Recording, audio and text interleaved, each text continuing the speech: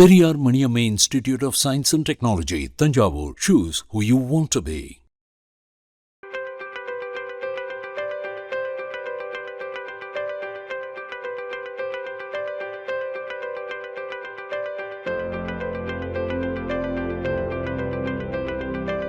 The book was initially a design project about the buildings of Alleppey, so a little more architecturally focused, as an act of documentation and an act of preservation. But once the research started in earnest, we quickly realized that it wouldn't be possible to just limit it to discussions about buildings. Alleppey had to be placed within its historical and cultural context to put together a document like the book that had never been done before.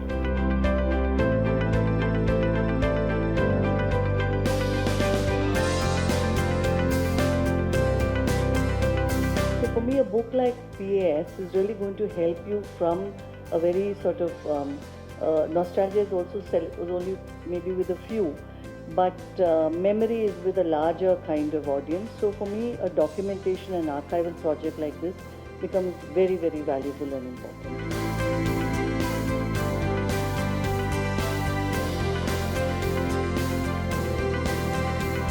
But I also quickly realized that this is a project that was worth spending as much time as I could working on. Let's document it before it changes and becomes like a concrete jungle. So that's how this book came. And it was a 10-year-old idea. We tried for 5 years, but we were not able to do it. So Tessa took it on. And her team, they came and researched a lot. We helped, with the local contacts and so on.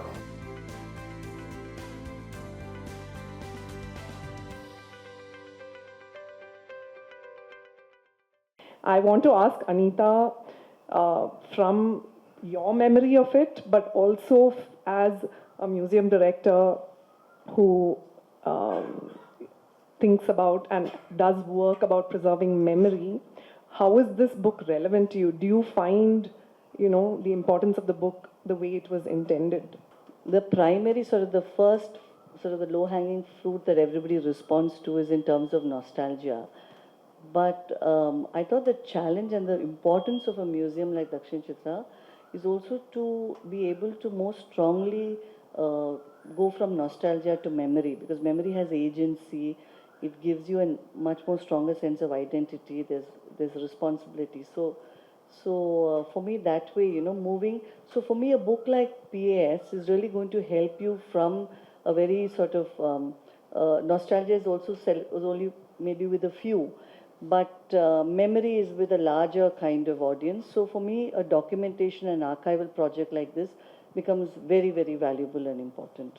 Before we came to the topic of Dakshina Chitra, when the team and I were discussing, when this book began, Alleppey was created in the late 18th century, but it was created with an intent for, the strategy was to improve trade and commerce and very economic strategy towards it.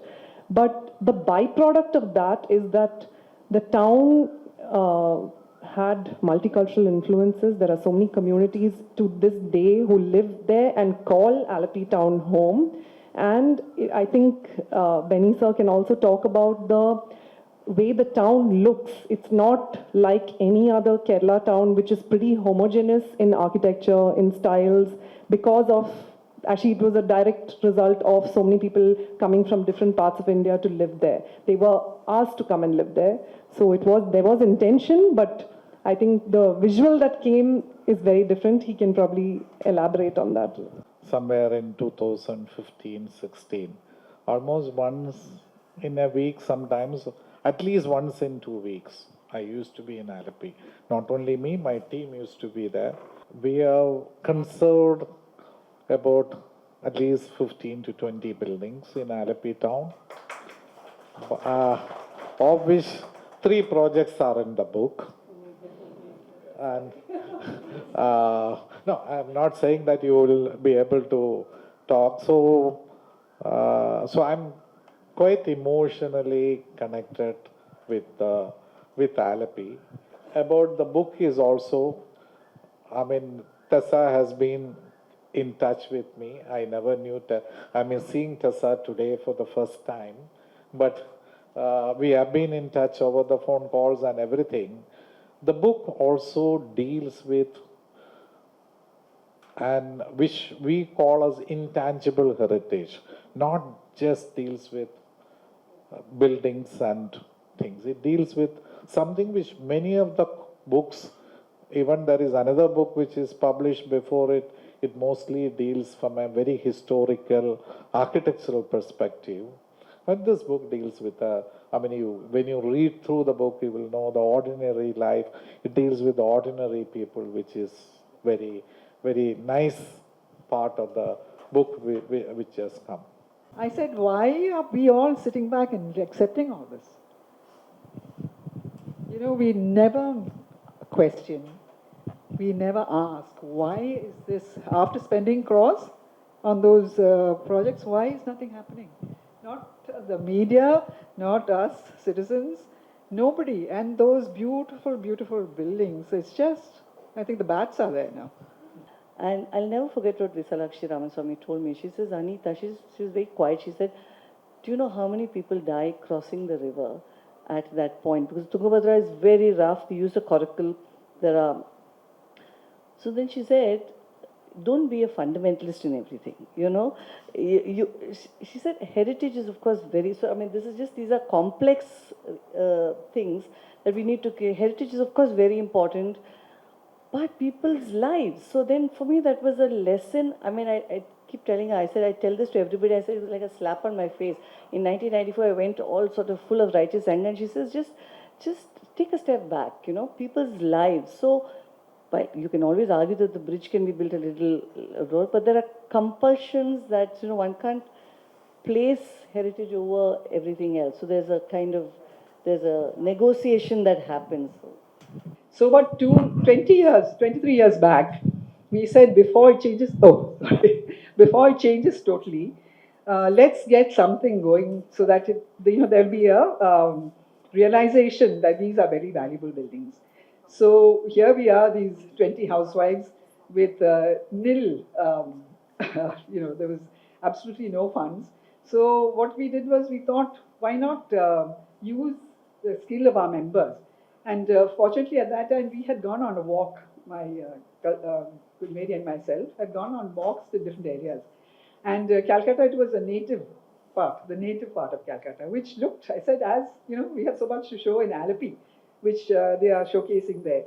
So we put our heads together and we were part of the Lion Ladies Club. And we said for the project for the year, let's start this Preserve Alleppey project. And that's how it started. Then as we went along, we realized that this project it has to continue for years to make an impact. So we later in about 2004 we registered as a Preserve Alleppey Society. But what I'd like to say is that we did a lot of research on the history. We have a historian in the town who is he's very not keeping too well, but he gave us a lot of information. Then we did our research and we started our walks. And when we started the walks, we had a presentation, so that all the the history it would be put to perspective before taking people for a walk. So we started with the walks. Then we decided, as fundraiser, we use the walks as charging for the walks, and organizing lunches, visits to homes, our members' homes. Sometimes it's just a tea and just chatting with the local people, and it really took off, I have to say. And we were, mostly we had to work through travel agents because we couldn't, we were not big enough to have a very large, people coming in, without letting us know. So that went on, so we then, as the walk progressed, it was as Tessa uses the word organic. It was an organic development. So when we started the walks, we realized, we have to do something about our garbage. It has the walk in itself is nice, but the garbage is terrible.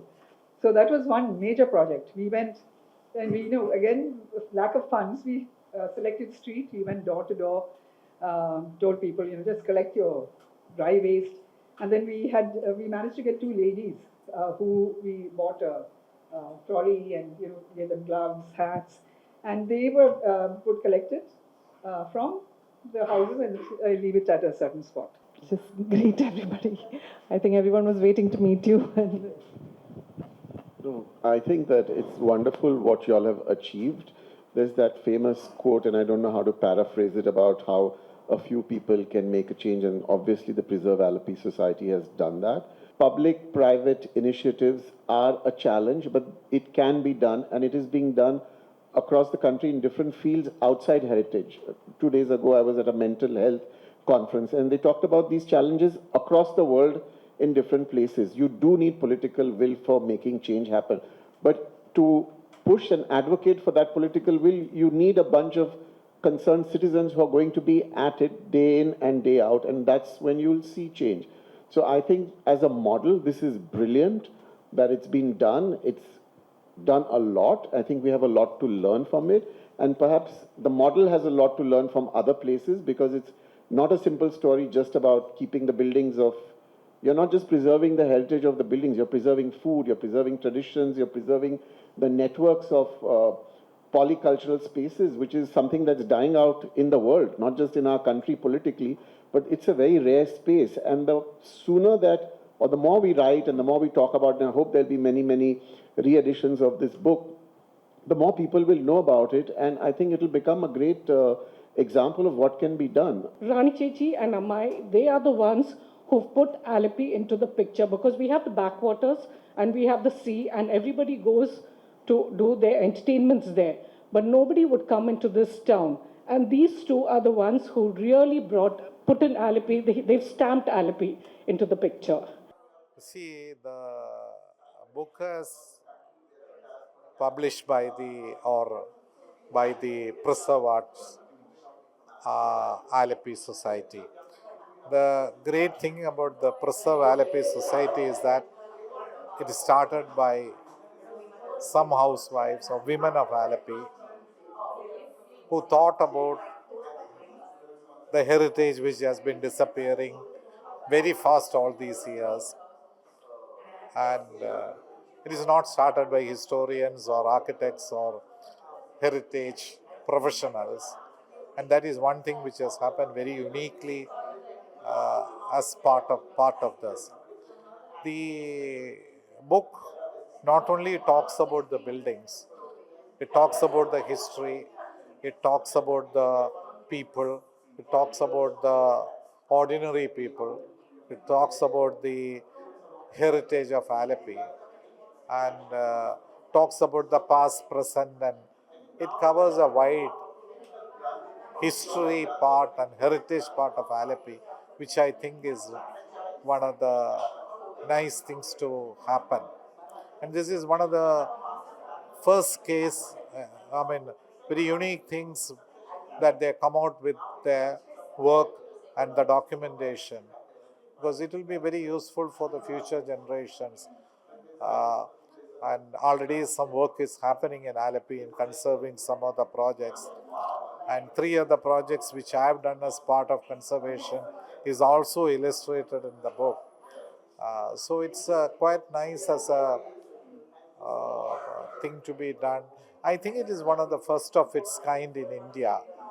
And Alleppey is comparatively a 200-year-old town, where India has many 2,000-year-old cities or towns. But it has a major impact. The first factory was in Kerala was found here. The first sepia was made in Alleppey. The khair, which is called the golden fiber, is exported to more than 100 countries. That also, although khair was in existence all these years, it became as a factory-made product now, and it is known as the Venice of the East. I will say it is more a Dutch town looking at the character, because although Venice have canals, the canals in Venice are not like the canals here. This resembles more like the canals in Netherlands or Holland. And there are beautiful buildings. When it when people know about Alleppey everywhere, even abroad, but think about the houseboats and the backwaters. But the nice part of the Alleppey, this effort taken by the Preserve Alleppey Society is that they are looking at the built heritage and the intangible heritage, which no visitor to Alleppey sees it. I hope that this will be very useful for the future generations in a big way, very useful to them. Preserve Alleppey Society was started as a part of the Lion Ladies Club. It was a small unit, and for the year there was a project that had to be done, and we thought, Preserve Alleppey is a good thing to do, and that's how that idea came. And also, both of us had been on walking tours, and we thought that's a good way to publicize our town and the buildings and the unique features of the town. Then slowly it grew from there. We started a slide presentation so that people would know the history of the town before the walk. Otherwise, it doesn't make sense. Then we approached a lot of people. I mean, there are historians in the Alleppey who gave us a good, authentic history of the town, so that we could convey that to our guests. And what the unique thing was that it was just women, and our members actually were acting as guides and to take people around the town. And so that actually was very successful, and we were able to collect funds doing that. And also we had lunches, and people could visit homes, which is a unique experience for any traveler. So that's how we started. Then with the funds we collected, we thought, let's do something. So we started a garbage collection, and it was the first one in Alleppey. It was just a selected street, and that was a major thing, because we went house to house and asked people to collect their dry waste, and then we'd take it to a certain point where it would be collected by the municipality. So we started that, but unfortunately couldn't take it forward too much because there was no collection going on. Yeah. Then we decided, okay, let the canal banks, if it was clean, and if there was a good garden and all that, it might deter people from making it dirty. So we cleaned up again using the funds that we had raised. That garden, cleaned it up. There was a gardener, maintained it, and things so on. So, but unless we have, we wanted to declare this garbage-free street. So, unless there's some action, we can't impose fines. So, unless there's some cooperation with the municipality, or we even approach the police. I said, just to patrol it and say who's dumping the garbage. So he said, no, that's not it's a civil matter. So, Chichi, you say. Come, then what else? So many things we did. We funded paper making units so that less plastic will come on the street. It was a women's, the Kudumbashree unit. Then we had renovated a small place in the Gujarati street to have gallery with photos of Alleppey so that people could see. What else did we do? Just to avoid plastic, we even gave the fish, the shops, the bags, so that when they come, they have to be distributed bags also, so that it will be less plastics. That also we did without. So then when after the street was cleaned, we couldn't make the impact that we wanted. It should have a beautiful place so that we could go on to the next locality and do that. So we were not thinking of crores, we were thinking of few thousands to do this, and then so even the embankments have to be, that is the inland waterways have, so we can't touch it. Yeah, so then then this whole canal was, when Mr. K.C. Venugopal was MLA, he did the whole canal renovation. So we thought, now we didn't need it, use our funds for this. So let's think of something that we can do, So by that time, we can see houses are going, and too much of change is happening in Alleppey. So we said, let's document let's document it before it changes and becomes like a concrete jungle. So that's how this book came. And it was a 10-year-old idea. We tried for 5 years, but we were not able to do it. So Tessa took it on. was the main, And her team, they came and researched a lot. Researched, met, we of course we helped, with the local contacts and so on. And so it was actually collaboration between Preserve Alleppey and of course the good part was Tessa and her team. If Tessa was not there, we couldn't have done this, That was. And we had a very good rapport with her. So we could say, what we wanted. She would say, no, this is not right. We have to do it this way. And then we would compromise, Earlier I was talking to Benny and he said there were no historians. They were like housewives. They came together. And what do you think? What made this possible?